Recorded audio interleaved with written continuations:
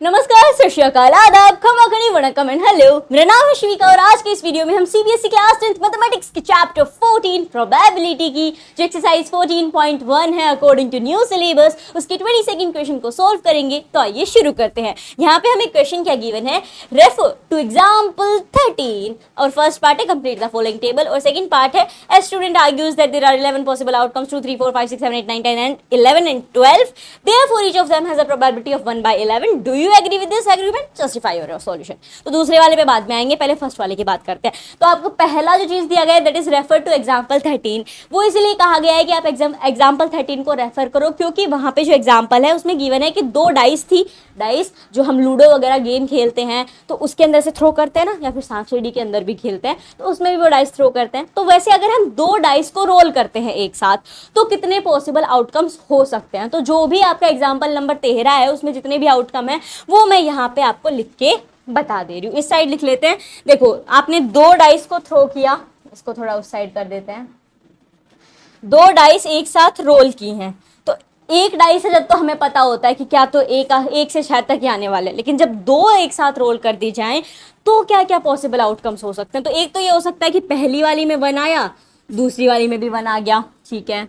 फिर पहली वाली में 2 आया, दूसरी में 1 आ गया, फिर एक में 3 आया, फिर एक में उसमें 1 ही चल रहा है, मान लो 1 ही आया, फिर 4 आया, फिर 1 आया, फिर 5 आया, फिर 1 आया, फिर 6 आया, फिर 1 आया।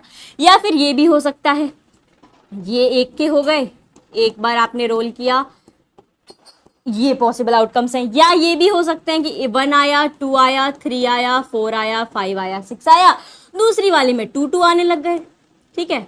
इसमें सारे में 2 2 2 2 ही आए।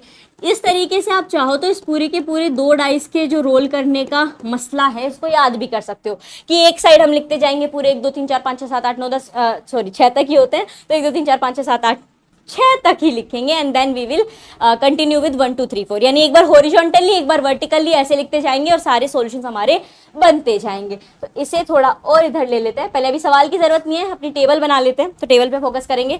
ये हो गया हमारा यहाँ पे, और क्या बन सकते हैं, फिर हो जाएगा आपका 1 2 3 4 5 6 और अब उस पर 3 3 आने लग गए तो ये लिख देंगे हम 3 3 3 3 3। या फिर आपका ये भी आउटकम हो सकता है, पहले इसको कर देते हैं खत्म। ये भी हो सकता है कि जो हमारी डाइस है उस पे 1 2 3 4 5 6 आए, अब 4 4 आने लग गए दूसरी वाली पे, तो ये हो गया 4 4 4, ये एक आउटकम हो गया। या फिर ये भी हो सकता है कि मान लो इसको थोड़ा इधर कर देते हैं, इस पोर्शन को इधर किया, हमारे पास ये हो गया कि 1 2 3 4 5 6 और फिर 5 5 आने लग गए दूसरी डाइस के ऊपर, 1 2 3 4 5, इसको सही से करते हैं। ये 6 आया, यहाँ 4 आया, फिर यहाँ 5 आया, फिर 5 आया, फिर 5 आया, फिर 5 आया, फिर 5 आया और फिर से 5 आ गया। या ये भी हो सकता है कि एक बार 1 2 3 4 5 6 फिर 6 6 6 6 6 6 6 ये आने लग गए, तो ये हो गया। तो टोटल कितने आउटकम हो जाएंगे जब हम दो डाइस को रोल कर देंगे। ये टेबल बहुत बड़ी हो गई है, खाली आपका जो एग्जांपल 13 था उसको बताने के लिए मैंने यहाँ पे लिखी थी। ये टेबल आपको धीरे धीरे याद भी हो जाएगी जस्ट क्वेश्चन की प्रैक्टिस करोगे तो अगर हम यहाँ पे देखें तो टोटल पॉसिबल आउटकम्स जो हैं, अब हम इसे इधर कर सकते हैं क्योंकि हमने देख लिया कि क्या क्या आने वाला है क्या क्या नहीं आने वाला है। सो टोटल पॉसिबल आउटकम्स जो हो जाएंगे हमारे वो 36 हो जाएंगे। जी हाँ, आप इन्हें काउंट करके भी देखना चाहो ना तो 4 ऐसे जा रहे हैं और 4 ऐसे जा रहे हैं और उनको एक एक करके काउंट कर लो, 6 तक की वो आपकी बैठ रही है। तो इस हिसाब से टोटल जब हम दो डाइस को रोल करेंगे तो जो हमारा टोटल पॉसिबल आउटकम होता है वो 36 निकल के आएगा।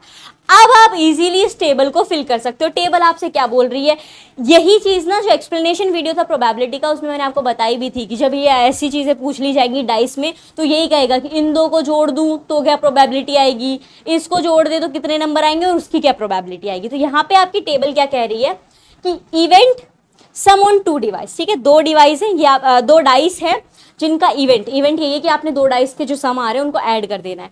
तो अब ये देखो कि 2 आया, 2 जो है उसकी प्रोबेबिलिटी 1/36 हमें ऑलरेडी गिवन है। मतलब ये कि अगर हम 1 + 1 करते हैं तो ही हमारे पास 2 आता है, सम ऑफ एनी टू डाइस, तो इन दो डाइस को अगर हम देखें तो खाली हम 1 + 1 करेंगे तो ही हमारे पास 2 आएगा। तो फेवरेबल आउटकम कितने हो गए, 2 के 1 हुआ, इसीलिए यहाँ पे ऑलरेडी जो गिवन है उसमें 1 लिखा गया है। अब हमें आगे की कहानी भरनी होगी यहाँ पे, तो क्या है, 3 है।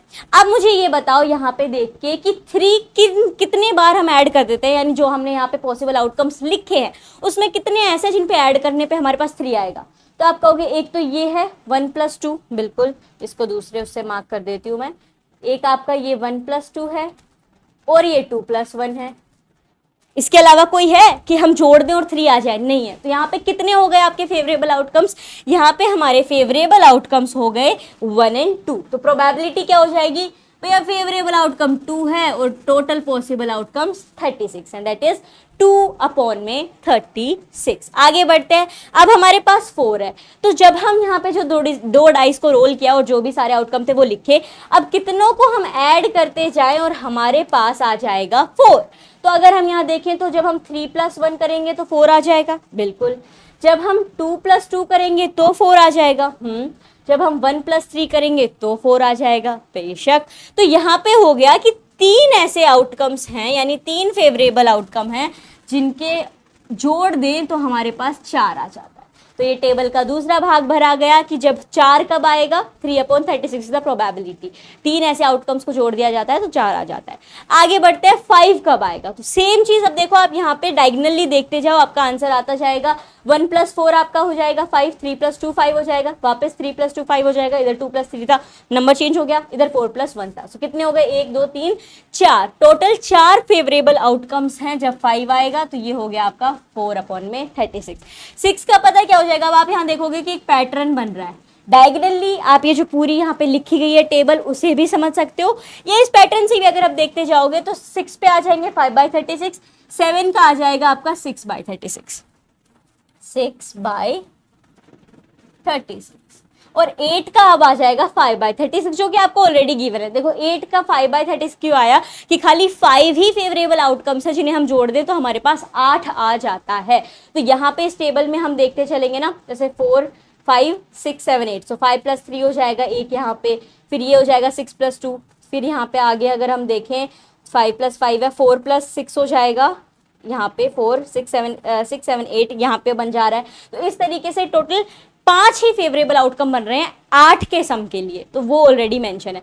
तो ये जो पैटर्न बना है वो क्या हो गया, इस पैटर्न को भी आप याद कर सकते हो कि जब भी दो डाइस को रोल किया जाए, उनकी सम की बात की जाए, तो 2 सम होगा 1/36 प्रोबेबिलिटी होगी, 3 तो 2/36, 4 तो फिर 3/36, 5 तो 4/36, 6 तो 5/36, 7 तो 6/36, यानी जो भी सम है उससे एक कम नंबर चलेगा प्रोबेबिलिटी के अंदर।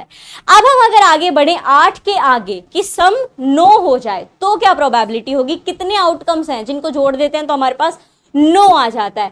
तो ना अब इसका उल्टा चलेगा, 5 से उल्टे हो जाओ, यानी 5 से 4 आ जाएगा, 4/36। 4 ऐसे फेवरेबल आउटकम्स हैं जिन्हें हम ऐड करते हैं तो हमारे पास 9 आ जाता है। 10 पे अगर हम आए तो ये हो जाएगा 3/36, सिमिलरली 11 पे अगर हम आ जाते हैं तो ये हो जाएगा 2/36, और 12 के लिए खाली एक ही है 1/36। और ये आपकी जो टेबल थी वो पूरी हो चुकी है और आपका फर्स्ट पार्ट भी यहाँ पे हो गया है सोल्व। तो यहाँ पे हमें याद क्या रखना था, याद यही रखना था कि टोटल जो हमारी टेबल है, जब दो डाइस को हम रोल करेंगे तो 36 आउटकम आने वाले हैं, और उन आउटकम्स को आप अपने दिमाग में, अब देखो कई लोग सोचोगे कि यहाँ पे ये पूरी टेबल एग्जाम में भी हमें बनानी पड़ेगी। कोई जरूरत नहीं है बनाने की, बोर्ड आपसे ये टेबल नहीं मांग रहा कि तुम टेबल लिख के बताओ दो डाइस को रोल किया तो कितने कितने एक्सपेरिमेंट्स करोगे तो कितने कितने आउटकम्स आने वाले हैं। आपको ये दिमाग में याद होना चाहिए 36 आउटकम है, उसे आपके आंसर से मतलब है, आंसर सही देना, आंसर सही देने के लिए आपको ये टेबल याद होनी चाहिए और वो याद हो जाएगी। जैसे अभी हमने देखा एक पैटर्न बना, आप इस पैटर्न को भी समझ सकते हो और इसी के हिसाब से आंसर कर सकते हो। सेकेंड पार्ट पे बढ़ते हैं। सेकेंड पार्ट क्या है कि एक स्टूडेंट आर्ग्यू कर रहा है कि यहाँ पे ना 11 पॉसिबल आउटकम होंगे, 2 3 4 5 6 7 8 9 10 11 और 12 के लिए जो यहाँ पे सम दिए गए हैं उनके लिए 11 पॉसिबल आउटकम्स हैं, यानी टोटल पॉसिबल आउटकम जो आप यहाँ पे 36 लिख रहे हो वो बच्चा आर्ग्यू कर रहा है कि यहाँ पे 11 होंगे। अब हमें क्या करना है, उसी के साथ वो ये कह रहा है कि सबकी प्रोबेबिलिटी, हम सुनो, सबकी प्रोबेबिलिटी 1/11 होगी। यहाँ पे जो आपने लिखा है कि 2/36, 3/36, 4/36, 5/36, 6/36, ये नहीं होगी, 1/11 होगी। हमें ये बताना है कि क्या, हम इस आर्ग्यूमेंट से एग्री करते हैं। अब करते हैं तो उसको जस्टिफाई करना होगा कि क्यों कर रहे हैं, और अगर हम ऐसा कहें कि ना ना ये आर्ग्यूमेंट तो गलत है, तो उसे भी हमें जस्टिफाई करना होगा कि हम ऐसा क्यों कह रहे हैं। तो अब आप खुद सोचो कि क्या ये आर्ग्यूमेंट सही है? बिल्कुल सही नहीं है। ये जो इसकी जो पहला सेंटेंस है, ये जो बच्चा कह रहा है that there are 11 possible outcomes, यहीं पे ही तो गलत हो गया। 11 पॉसिबल आउटकम कैसे हुए? जब हम 2 डाइस को रोल कर रहे हैं तो हमने पहले वाले पार्ट में ही ये प्रूव कर दिया है कि whenever we will roll 2 dice there will be 36 outcomes. तो टोटल आउटकम 36 रहने वाले हैं। डिनोमिनेटर यहाँ पे पहले ये गलत चल रहा है, तो इसीलिए ये आर्ग्यूमेंट गलत हो जाएगा। लेकिन अब हम इसे जस्टिफाई कैसे करेंगे, पूरा लिखेंगे कैसे जो भी बोला गया है? तो इसे हम इस तरीके से लिखेंगे, ये सेकंड का आंसर यहाँ पे आपका हो जाएगा that the argument is not correct. The argument is not correct. क्यों करेक्ट नहीं है? Because as it is already justified. हमने फर्स्ट पार्ट में ये पहले ही जस्टिफाई कर दिया है, as it is already justified that the number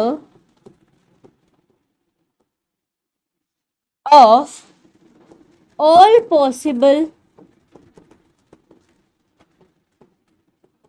outcomes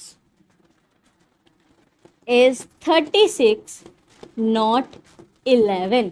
पहले पार्ट में हम ये देख चुके हैं कि जो पॉसिबल आउटकम्स का जो टोटल नंबर है वो 36 है ना कि 11, इसीलिए ये आर्ग्यूमेंट सही नहीं है। और अगर हम आगे बढ़ के भी देखेंगे तो सारे जो भी आप देखोगे ना प्रोबेबिलिटी, सबकी 1/11 आएगी भी नहीं, ठीक है? सबकी 1/11 प्रोबेबिलिटी आ जाए ऐसा पॉसिबल नहीं होगा। कोई कट जाएगा, कोई छोटा बन जाएगा, कोई बड़ा हो जाएगा। यहाँ पे एक किसी की भी एक की प्रोबेबिलिटी एक की आ गई तो जरूरी नहीं है कि बाकी के 3, 4, 5 की भी प्रोबेबिलिटी 1/11 आ जाएगी। लेकिन आप फर्स्ट इसी आर्ग्यूमेंट से इसे कैंसिल आउट कर सकते हो कि 36 पॉसिबल आउटकम्स होंगे, 11 पॉसिबल आउटकम्स नहीं होंगे। और इसी के साथ जो हमारा 22nd क्वेश्चन था एक्सरसाइज 14.1 का, वो हो गया है सॉल्व। मुझे उम्मीद है कि आपकी सॉल्यूशन समझ में आया होगा। समझ में आया हो तो इस वीडियो को अपने दोस्तों के साथ शेयर करें, और हाँ, चैनल को सब्सक्राइब करना ना भूलें। We will meet in the next video. Till then take care, bye bye.